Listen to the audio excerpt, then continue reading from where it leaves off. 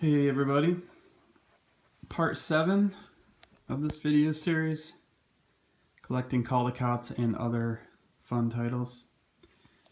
I decided to take the books out of the bookcase because I feel like every time I've done this I've just gone to the case without much of a plan and trying to film this myself while holding it, and then it ends up being really a big pain getting the stuff out of there. So I just took everything out ahead of time and we'll get right to it. Last time I had a gigantic increase where I got something like 13 titles, more of the recent ones. But filling in some spaces now. A lot of these were either the brand new ones that I was looking for, cheap prices on, because I didn't want to spend much on something that's practically new, and a combination of that and ones that were kind of hard to find. And then I have a few that I haven't mentioned before because they're not totally complete in terms of my collecting style, and I'll mention those few at the end. But the first one that I had some trouble finding is Smoky Night, David Diaz, won it in 1995. This is one of the rarer ones, the rarer first printings to find, I've found. I've done a lot of searching for several years now, even though I didn't really start buying until about a year ago. But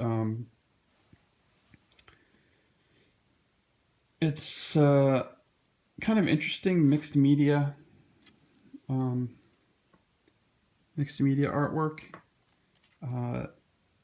It's a little bit infamous. Well, not infamous, but the story is about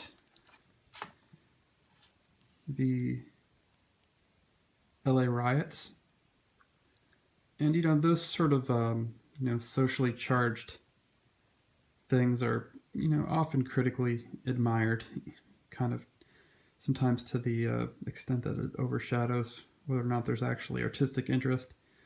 But I do think it's really appealing, actually, visually. You see that David Diaz has a publisher hardcourt bookplate in here that he signed and with a drawing. Kind of a nice sketch to go with it. I generally don't like bookplates. I avoid them at all costs, but it looks like he did it on a bookplate from the publisher, maybe at a signing, an original signing.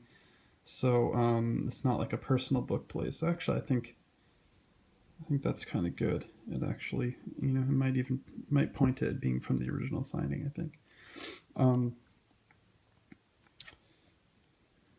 Not price clipped, basically flawless. I forget if this is all hardcourt first editions, but there's a letter line down to A for first printing. Flawless. I got this from Alphabet for a few hundred. There was some interest in it. I kind of noticed it. I do nonstop searches, so I kind of noticed it right away. And I said, I was interested in it, but I wanted some photos or whatever, I think. I don't remember what I said. And they said, you better get it quick because we've already had other interest. Which, could be bullshit, but I wouldn't be surprised because it seems to be a fairly rare one.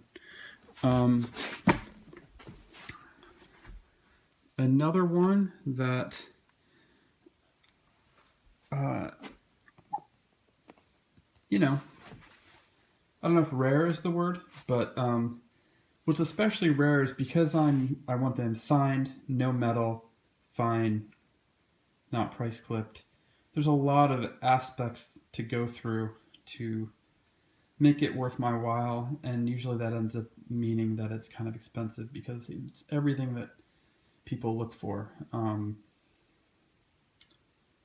So it's fairly easy to find these, for a couple hundred at any given time, but they'll always be missing one of those things. They'll either be very good, some kind of tear, or where they will be price clipped and everything else is fine. They won't be signed. Still have the metal. But anyway, Mirette on the High Wire is only McCully's 1993 winner. Really nice watercolors. This is kind of a big book.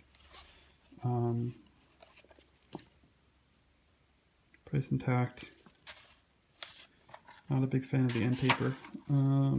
Color. Signed.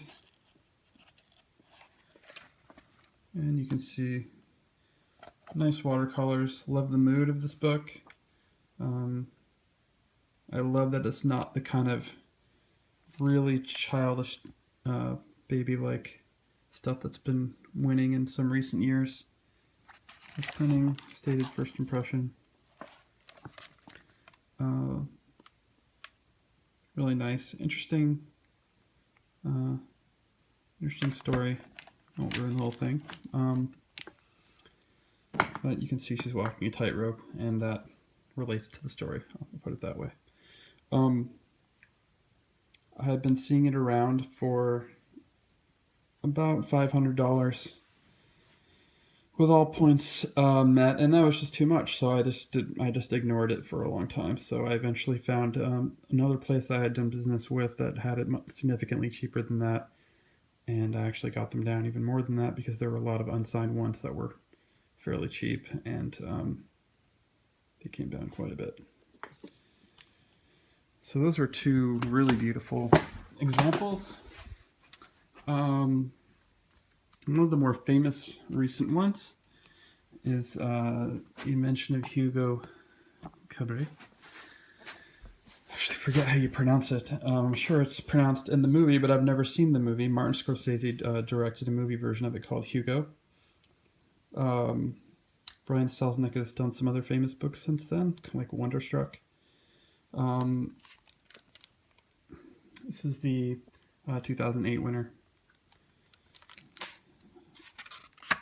Really, really nice first printing. As far as I know, it was only opened to be signed. Hasn't been opened other than that. First printing. This one is kind of infamous because, as you can see, it is a very large book. It is not, the usual 32-page picture book. There's a lot of illustrations in this. Pencil illustrations. Amazing illustrations. But, it is a book. It is a very long book. And not what the judges usually look for now. I don't know what in this particular year. I guess because there's so many illustrations, they made an exception. But this is. I wouldn't be surprised if there were some more recent judges that. I love it. It's an amazing book, but it doesn't seem to jive with some of the other winners, and I guess the committees, just change so much from year to year that you never know what's going to strike their fancy at a given time. I know I haven't been a big fan of some of the winners of the past bunch of years, but some of them are also great, and some of the honors are great, even if the winner isn't really great. So this is another flawless book, barely touched. Now the next two are both Little and Brown books. They won the last 2 years, and I would have gotten them a long time ago, but I felt like people wanted too much money, and they're so recent. Why would I pay much of anything for these? And eventually I found a better deal. Dan Santat's Adventures of Beekle, The Imaginary Friend.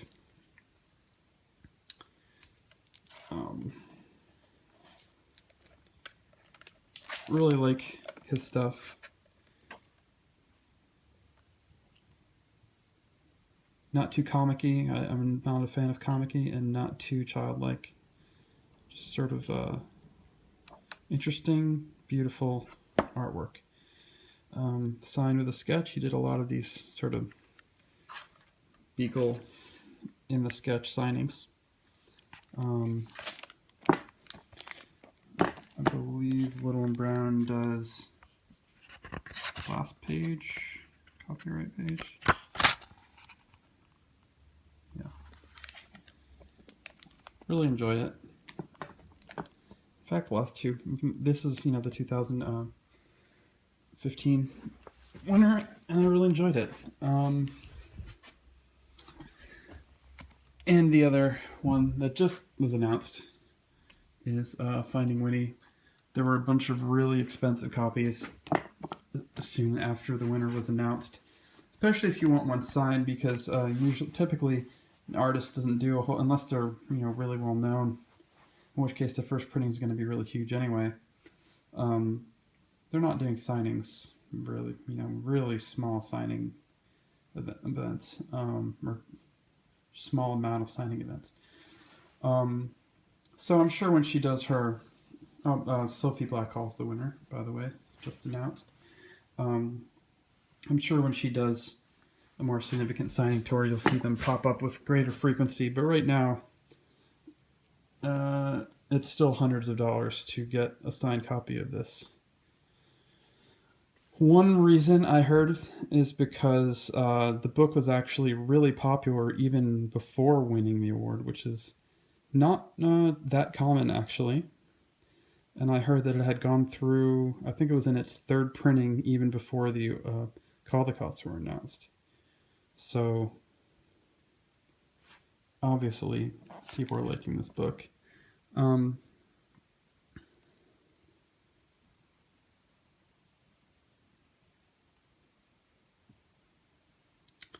bear who inspired Winnie the Pooh.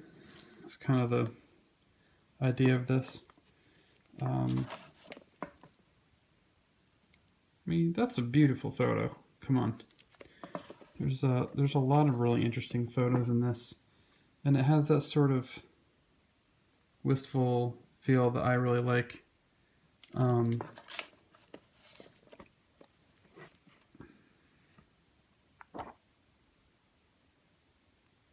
Really nice. This looks like colored pencil and watercolor, maybe. I didn't actually look up what this one is, but it is really interesting, and I recommend it. This one's kind of interesting because the copyright page is actually on the rear actual end paper, not even the free end paper. It's like on the against the board.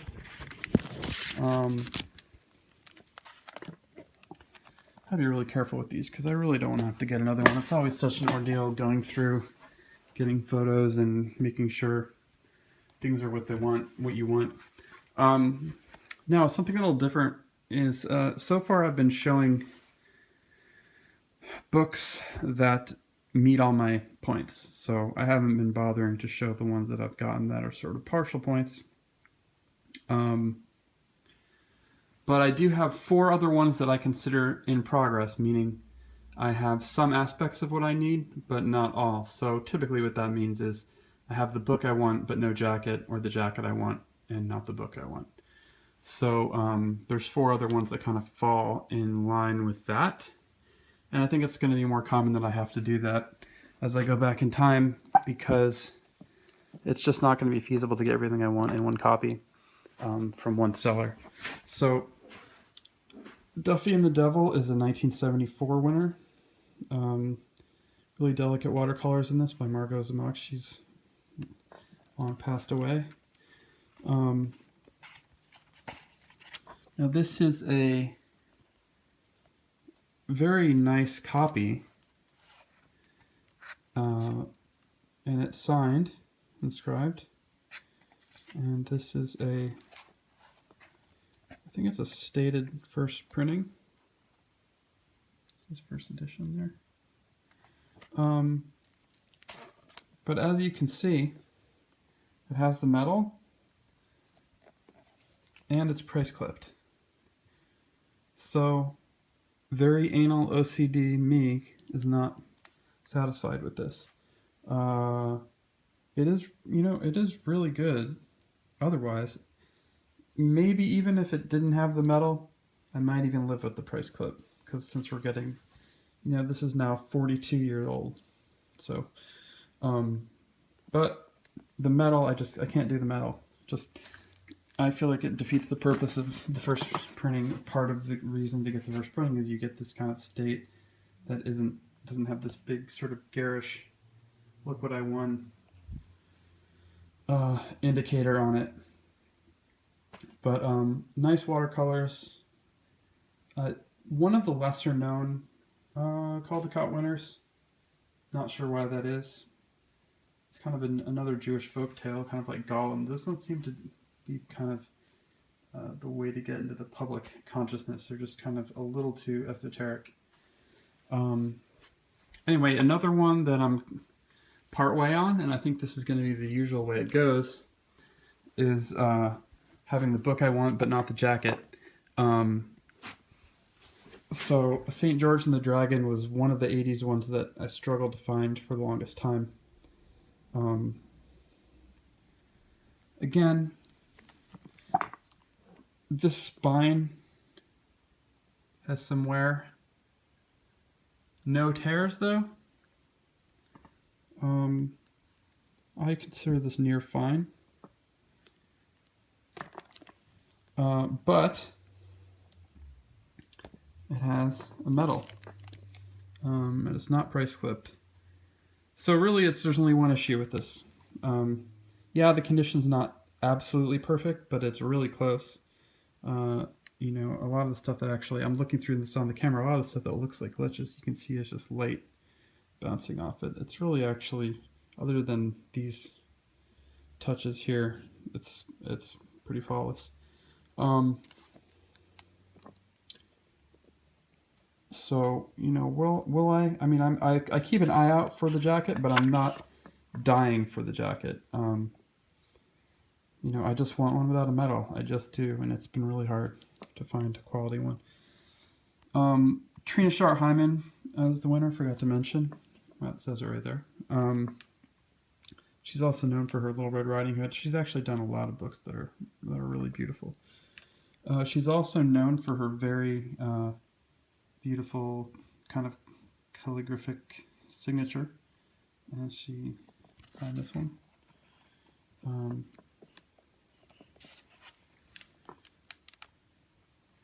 Kind of interesting, this kind of, I forget what they call this sort of framing of the pictures, but this is a retold story. Dragons and knights and such, and I think this is a style of illustration that people used to do a long time ago. I actually forget what it's called, but interesting book. I await a copy with no metal. Now, here's one that I really went overboard in terms of allowing. Usually my idea is I don't want to buy one with a really bad jacket or a really bad book, because when I get the copy that lets me complete it, I don't want to have a book that I really can't sell at all when I combine the unwanted pieces. But I made a exception for this one. Again, going far back, this is the 1973 winner, Funny Little Woman. This jacket is in terrible condition. There's many chips, many tears, much spotting, but not to mention metal. But the book itself is in splendid condition. Blair Lent illustrated it and is the winner. But also, it's signed by both Blair Lent and Arlene Mosel. And this is, I believe, as Dutton did often, a stated first printing for the first, or stated first edition for the first printing. This is the first date jacket, but again, awful condition. So on the lookout for this. There's a very good one available with a metal. Still not good enough. I need to wait. I need to wait for something better than that. That's my. I threw in with this copy. I need. I'm not gonna get another one unless the jacket is the one I want. I don't even have Mylar on it. Who cares? And last but not least, going in the other direction, is Sims Tabak's Joseph Had a Little Overcoat, which has an interesting thing inside of it because I haven't done it, but there's pieces of the pages that get pushed out, and then you can kind of see through them to different things going on in different pages. So long story short, that's what the book is like. This is a beautiful, beautiful copy.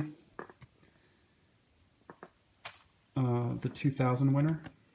He wrote and illustrated it. First printing. Kind of hard to focus on there. And issue with this one, not signed. I think he may have passed away as well. Like almost everyone's starting to pass away from way back. Not positive about that, but so this is one where I have a perfect jacket, and I'm going to be on the lookout for a signed book to pair it with. And one other little thing, just a quick mention. If you remember the earlier videos, I also collect John Klassen first printings, and I have almost everything he's done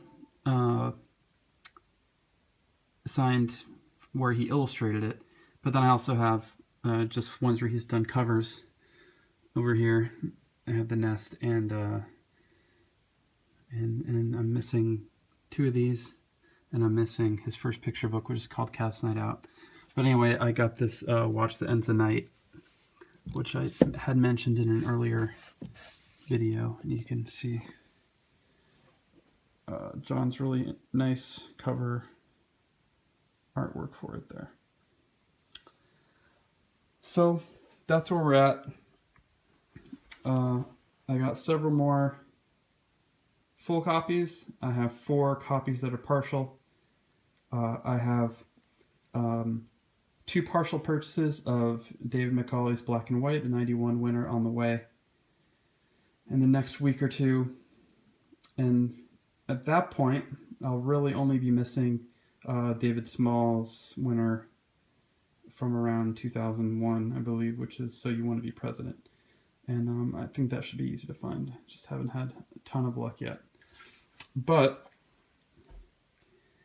once I have that done, other than the kind of partial issues you see of 2 of these books, I will have 1980 through 2016 complete. So then I can really start focusing on earlier. I have another book coming tomorrow, which is kind of out of the realm of what we've been talking about. And I'm going to make a special video just for that sometime tomorrow or next week. And it will be the jewel of my collection. And it's not a children's book, per se. And I'm very excited to share that with you. It was a very big investment of money, and I can't wait to show it. So for the very few people that actually see these, although the earlier videos are starting to get into the hundreds, for the very few people that care about this, thank you for watching, and I will update you ASAP. All right, bye.